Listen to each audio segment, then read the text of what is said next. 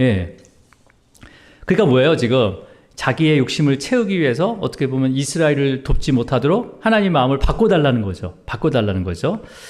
여러분, 우리도 이런 모습이 있지 않나요? 나를 위해서, 나의 이익을 위해서 하나님의 비유를 맞추려고 하는 이런 발락 같은 모습이 있을까요? 없을까요? 있죠? 그죠? 예. 어떻게 합니까? 나에게 유리한 쪽으로 하나님을 움직이기 위해서 애쓰는 모습이 있습니까? 없습니까? 그러니까 이거 하나님을 조종할 수 있다는 이런 교만함이 나도 모르게 나에게도 안에 깊숙이 있다는 거죠. 내가 하나님 이렇게 해주시면 난 좋을 텐데 하면서 하나님을 움직이고자 하는 마음이 있어요, 없어요? 내 뜻대로? 있죠. 예. 그래서 내가 이렇게 열심히 하니까 하나님 이거는 이렇게 해줘야 되지 않겠습니까? 라는 그런 조건을 제시하죠. 요즘 말로는 뭐 하는 거예요? 딜을 하는 거죠. 딜을. 이렇게 해주시면 이렇게 하지 않습니까? 여러분, 하나님은 어떤 공로나 조건을 보고 움직이지 않습니다. 하나님께서는요, 하나님의 주권 아래 순종하기를 원하세요. 그러니까 다윗도 보세요. 우리 다윗의 이야기를 우리가 주일마다 우리가 함께 묵상하고 있는데, 다윗도 어려운 상황들과 원수들로 인해서 얼마나 많은 어려움을 겪어요, 그죠? 두려움을 갖기도 하고, 또 증오하기도 하고, 그럴 때마다 어떻게 했습니까? 먼저 하나님 앞에 나아갔죠. 하나님 앞에 나아가면서 하나님 앞에 탄식을 해요, 사실은요. 나 이렇게 억울합니다. 이렇게 탄식을 해요. 그러면서 심지어는 어떤 말까지 하면 원수의 혀를 잘라달라고 막 얘기해요. 그 다음에 원수를 산채로 지옥으로 내려가도록 기도합니다. 또 어떤 기도합니까? 원수들의 자손이 끊어지게 해달라고 기도해요. 그리고 원수의 자손들이 빌어먹게 해달라고, 거지게 해달라고 기도를 해요. 그러니까 다윗이 얼마나 억울하고 두려워하면 이런 증오와 이런 탄식의 기도를 하겠습니까? 근데 여러분, 하나님께서 그 다윗에게 뭐라고 하신지 아십니까? 자, 우리 시편, 같은 그 내용이 들어가 있는 시편 55편 22절인데 우리 같이 이렇게 함께 읽겠습니다. 시작. 내 짐을 여호와께 맡기라. 그가 너를 붙드시고 의인의 요동함을 영원히 허락하지 아니하시리로다. 뭐라고 하세요? 너의 짐을 다 어떻게 하라고요? 맡기라는 거예요, 나한테. 나한테 맡겨라. 내가 너를 붙들어줄게. 맡기면 너를 붙들어주고 의인의 요동함을 영원히 허락하지 않을게. 너를 막 요동시키는 거, 네 마음을 막 흔들어 놓는 거, 너의 마음을 두려움을 주는 이 모든 것이 그것을 내가 붙잡아 줄게. 넘어가지 않도록 붙잡아 줄게. 여러분, 의인들도 여러 가지 이유로 흔들릴 수 있습니까? 없습니까? 있죠. 예. 여러분, 악인들과 의인들의 차이는 한 끝입니다. 어떤 차이일까요? 하나님한테 맡기는 거예요. 하나님께 맡기냐, 맡기지 않느냐. 이 두 가지가 의인이냐 악인이냐 차이가 가장 쉽게 구별할 수 있는 거예요. 많은 구별이 있지만 그게 가장 쉽게 구별할 수 있는 거죠. 여러분이 가지고 있는 모든 짐을 하나님의 그 주권 아래 맡기시기를 축복합니다. 그래서 예수님도 뭐라고 하면 수고하고 무거운 짐을 짓는 자 다 누구에게 오라고요? 나에게 오라, 내게 오라 라고 하시잖아요. 그러면 여러분, 하나님께서는 우리를 요동치 않게 붙들어 주실 줄 믿습니다. 예. 자, 근데 여러분, 근데 지금 이 발락 왕은 누구한테 찾아가는 거예요? 하나님한테 찾아가지 않고 지금 엉뚱한 사람한테 찾아가는 거죠. 그렇죠? 예. 자, 그러면 보세요. 자, 그러면 발락에게 사람을 보낸단 말이에요. 저주하도록. 그래서 이 발람이 이제 모압 왕이 이걸 원하는구나 하는 것을 이미 알죠. 그죠? 그걸 알아채고 어떻게 말하는지 우리 한번 8절로 가겠습니다. 8절 시작. 그들에게 이르되 이 밤에 여기서 유숙하라. 여호와께서 내게 이르신 대로 너희에게 답하리라. 모압 귀족들이 발람에게서 유숙하느니라. 그래서 발락 왕이 지금 발람 주술가에게 사신을 보내요. 그래서 자, 이러이러하니 우리 저주해달라라고 전달하고, 그러니까 이제 이 발락 주술가가 그러면 일단 우리 집에서 한번 하룻밤 지내면서 하나님께서 무슨 말을 하시는지 한번 들어보자라고 얘기합니다. 야, 그렇다면 여러분, 발람은 하나님을 섬기지도 않는데 하나님께서 자기한테 말씀하실 것이라는 것을 어떻게 알았을까요? 예? 여러분, 우리가 물론 이제 그 당시에 발람이 하나님을 섬겼는지 안 했는지는 정확히 알 수가 없는 거죠. 하지만 그 당시에 여러 우상들을 섬기는 그런 유명한 점술가로 이렇게 봤을 때 가끔은 하나님께서 이 발락 주술가에게 말씀은 아니지만 꿈으로 보여주시지 않았을까요? 어떤 모습일까요? 옛날 출애굽하는 이스라엘 백성들의 모습들을 보여주거나 뭐 이런 것을 통해서 이런 일들이 또 이렇게 일어나고 있다는 것을 이렇게 뭐 얘기할 수 있잖아요. 앞으로 뭐 하나님께서 뭐 그런 얘기를 했을 때 나중에 그런 역사들이 딱 이루어졌다거나 그러면 야, 이 사람이 할 말이 어느 정도 맞는 것 같다라고 이렇게 느끼게 할 수도 있는 거죠. 그렇죠? 예. 가끔은 그렇잖아요. 하나님께서 믿는 사람에게 역사하는 것이 아니라 믿지 않는 사람에게도 역사하셔서 하나님이 행하실 일들을 보여주기도 합니다. 그 대표적인 게 뭐예요? 예? 꿈으로 보여주잖아요. 이방 왕에게 누부갓네살 왕에게 꿈으로 보여줘가지고 이 꿈이 해석이 안 되니까 누구를 찾아요? 결국은 다니엘을 찾게 하는 거잖아. 이런 것처럼 이 발람 왕에게도 가끔은 이러한 부분들이 보이기도 했을 것이라는 그런 신학자들의 추측이 있습니다. 자, 그걸 떠나서 지금 이제 그날 밤 발람을 찾아오세요. 하나님께서. 자, 우리 한번 9절로 한번 가볼까요? 자, 9절입니다. 시작. 하나님이 발람에게 임하여 말씀하시되 너와 함께 있는 이 사람들은 누구냐? 예. 하나님께서 발람 주술가에게 탁 나타나서 야, 너와 함께한 사람은 누구냐라고 물어봐요. 자, 하나님께서 몰라서 물어봤을까요? 알고도 물어볼까요? 예, 당연히 알고 있죠. 이 모든 하나님은 어디나 계십니다. 어디나 편재하고 계십니다. 예, 그 사람의 마음, 심중을 다 알고 계세요. 그러면 이 사람들이 왜 왔는지 하나님도 알고 계시다는 거죠. 예. 그러니까 여러분, 이게 뭘 의미하는 걸까요? 이런 거나 마찬가지죠. 우리가 이런 거예요. 우리 남자들이 이제 집에 이렇게 친구들을 초대할 때가 있잖아요. 그죠? 그러면 이제 아내의 허락받지 않고 초대할 때도 갑자기 이렇게 초대할 때도 아내들이 제일 싫어하는 거잖아요. 그죠? 예. 그러면 아내가 딱 이렇게 이제 외출해서 딱 나왔는데 손님이 와 있는 거죠. 손님이 와 있는 거죠. 그러니까 그러면 남편한테 뭐라고 합니까? 보통? 예? 이 사람들은 누구냐라고 물어보잖아요. 그 뜻은 뭐예요? 한마디로 이 사람들이 왜 여기 있냐? 빨리 보내라 라는 그런 암묵적인 압력 아니에요, 그죠? 아니에요? 그러니까 이제 발람이 뭐라 합니까? 지금 변명 아닌 변명을 합니다. 자, 어떤 변명을 하는지 자, 우리 한번 볼게요. 11절로 가겠습니다. 시작.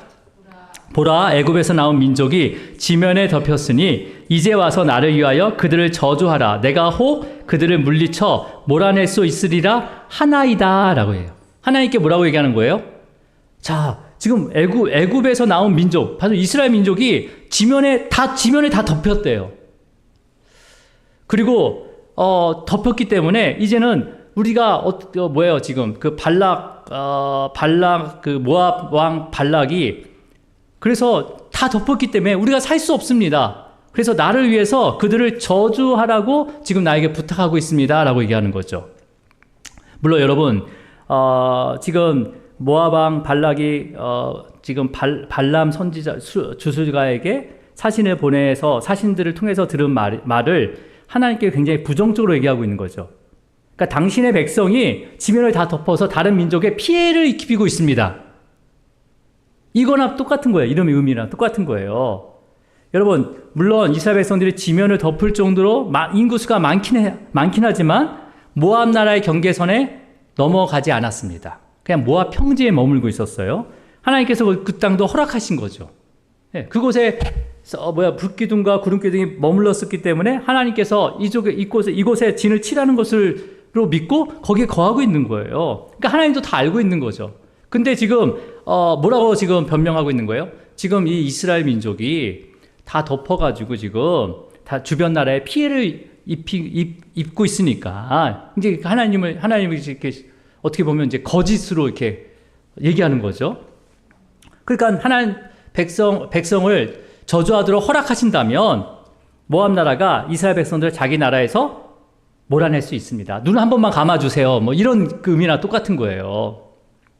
자, 하나님께서 이러한 이렇게 뭐예요? 포장하고 이렇게 속여서 이게 보고하는 이 말에 넘어갔을까요? 자, 어떻게 답변하는지 오늘 본문절 12절 읽겠습니다. 12절 시작. 하나님이 발람에게 이르되 너는 그들과 함께 가지도 말고 그 백성을 저주하지도 말라. 그들은 복을 받은 자들이니라 라고 얘기합니다. 자, 여러분 지금 뭐라고 얘기하고 있어요? 너희들이 무찌르고자 하는 이 이스라엘 백성은 어떤 자라는 거예요? 뭐 할 수 없는 자라는 거예요? 저주를 받을 수 없는 자라는 거예요. 이미 복을 받은 자들이라는 거예요. 저 여러분도 이미 하나님의 복을 받은 자인 줄 믿습니다. 네. 그래서 어떤 저주도 우리에게 허락하지 않으신다는 거예요. 이스라엘 백성들에게 어떤 저주도 절대 허락하지 않으신다는 거죠. 그래서 발람은 아침에 일어나서 발락의 요청을 거절하고 사신들을 돌려보내게 됩니다. 자, 이제 말씀을 정리하겠습니다. 자, 그러면 하나님께서 이 주술가 발람에게 이스라엘 백성들이 하나님께 복을 받은 자들이다라고 말씀하셨는데 이 말씀의 의미가 어떤 의미일까요? 복을 받은 자는 그 당시에 상속자를 의미합니다. 상속자. 자, 그러면 여러분 그 당시에 자녀들에게 상속을 해주잖아요. 그러면 어떻게 상속을 받죠? 똑같이 받는 것이 아니라 장자와 그 나머지 아들과 차이가 나긴 하죠, 그죠? 뭐 장자는 나머지 자녀들의 2배를 받아요. 근데 만약에 그 재산이 적을 때는 사실 그 차이가 되게 큽니다. 2배와 1배는 클 수가 있어요, 그죠? 근데 재산이 어마어마하게 많다라는 것은 장자가 2배를 받든 나머지 아들이 1배씩 그 n분의 1씩 받든 큰 차이가 날까 안 날까요? 안 나요, 사실은요. 오히려 작았을 때 그 더 큰 차이가 나지. 어마어마한 부자에게는 장남이 2배 받든 밑에 있는 사람이 받든 사는데 전혀 지장 없습니다. 아마 죽을 때까지 흑처마서 써도 다 못 쓰고 죽어요, 사실은. 자, 근데 그러니까 여러분 복을 받은 자는 뭐예요? 어떤 자는 거예요?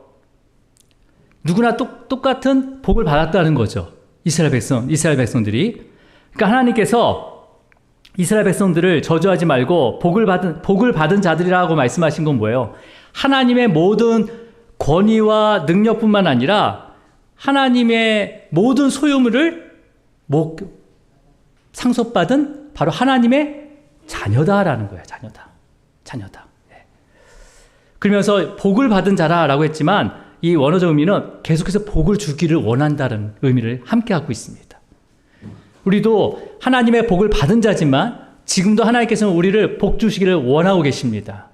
원하고 계세요. 그러니까 여러분, 하나님의 백성은 어떤 저주도 받을 수 있는 거예요? 없는 거예요? 없는 거예요. 자, 여러분, 이러한 모든 지금 상황들이 지금 모압 평지에 있는 모세와 이스라엘 백성들은 알고 있는 겁니까? 모르고 있는 겁니까?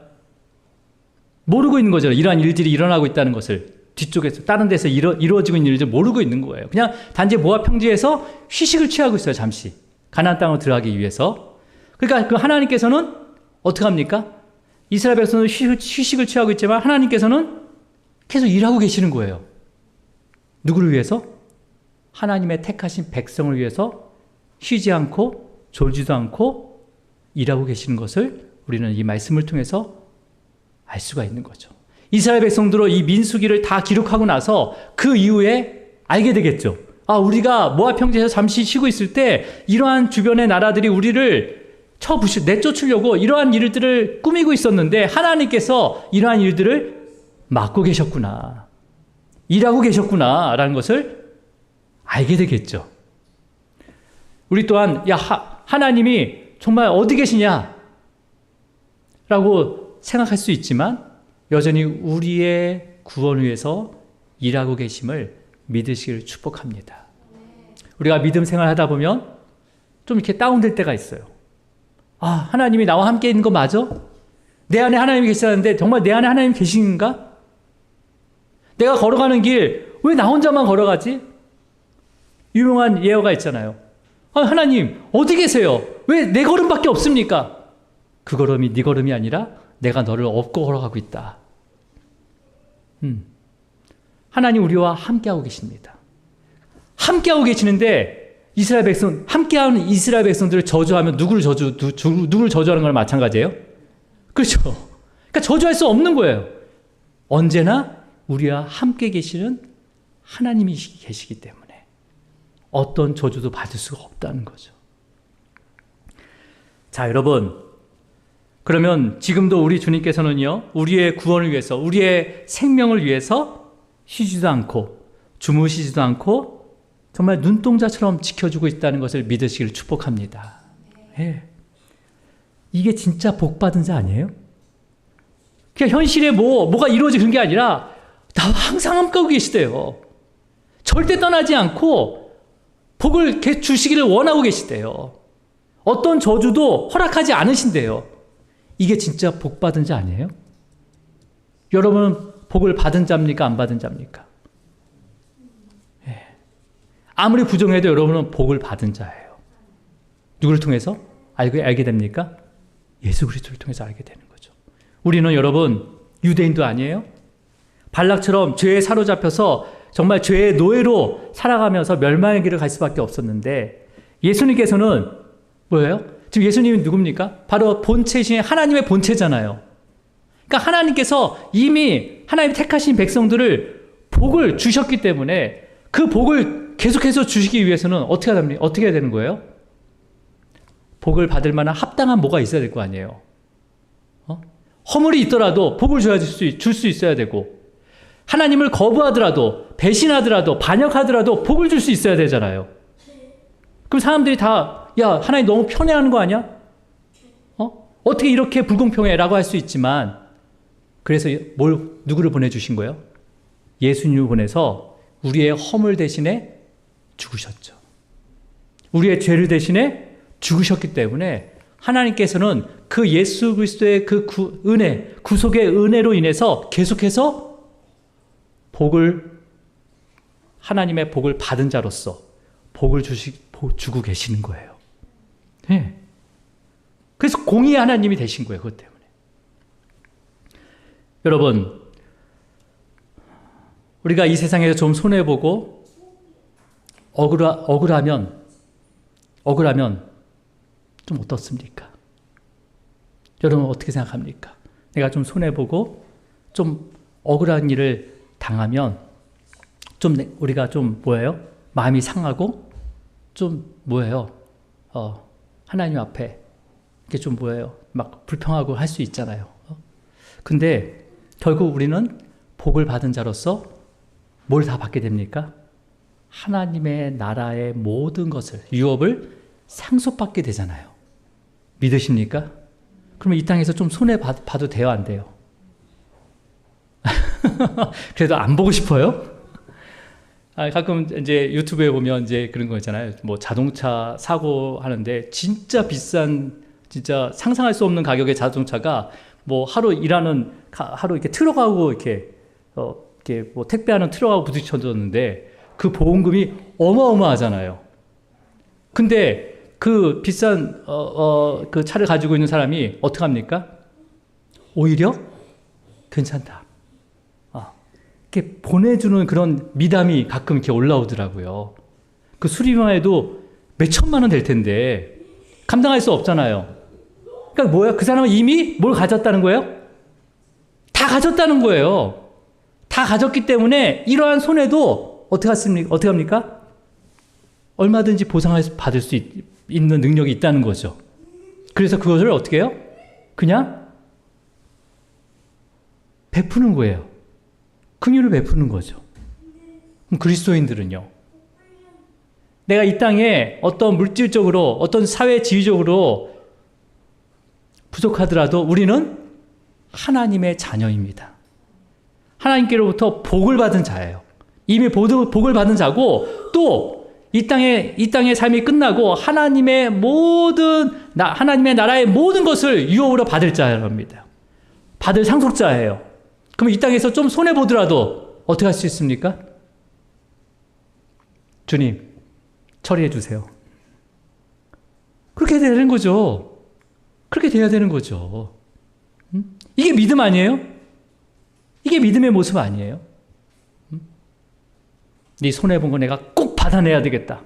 이 손해본 거 내가 꼭 받아내야 돼. 이런 마음이 아니라 오히려 하나님께 맡기고 우리의 모든 것을 상속해 주는 하나님께 맡기는 거죠. 네.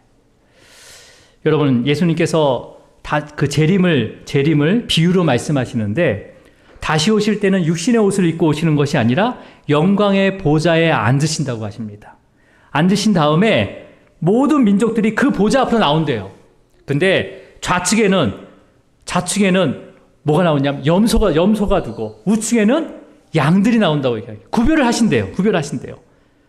그러면서 뭐라고 말씀하시냐면 우리 마지막 마태복음 25장 34절입니다. 우리 같이 읽을게요. 시작. 그때 임금이 그 오른쪽에 있는 자들에게 이르시되 내 아버지께 복을 받을 자들이여 나와서 창세로부터 너희를 위하여 예배하신 나라를 상속받으라 라고 얘기합니다.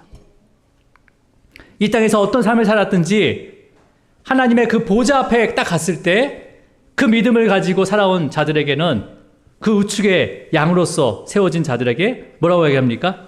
너희들은 어떤 자라고 합니까? 하나님께 복을 받은 자들이래요.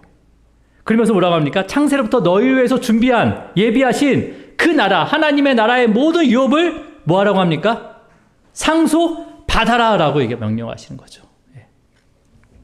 여기서 복을 받을 자들이요 라고 했지만 원어적 의미는 복을 받은 자라는 것도 같이 포함이 되어 있습니다. 복을 받은 자들이다. 그래서 새 번역 성경에는요, 실제로 복을 받은 사람이라는 번역이 되어 있어요. 그러니까 여러분, 마지막 날에 하나님의 그 나라의 모든 유업을 상속받게 되는 하나님의 자녀가 바로 저와 여러분이 되기를 축복합니다. 예, 우리 이미 복을 받은 자들 맞습니까? 예. 그래서 어느 누구도 하나님의 자녀들을 저주할 수 없다는 것을 믿으시길 축복합니다. 우린 저주하려 있지가 않아요, 여러분. 예. 우리를 저주한 자는 반드시 저주를 받을 것입니다. 여러분, 우리는 복 받은 자들로 하나님께 어떤 조건이나 이런 것을 딜을 할 필요가 없는 거죠. 그죠? 예. 그래서 이 믿음으로 또 주님을 더 의지하면서 우리가 살아가면서 또 두려움이 있을 수 있고 염려와 걱정이 있을 수도 있지만 우리에게 모든 것을 상속하신 하나님께 모든 짐을 맡기시기를 축복합니다. 예. 그래서 이미 받은 모든 복들을 오히려 나누어주는 축복의 통로가 되기를 주님으로 축원합니다. 기도하겠습니다. 주님 아버지 감사합니다.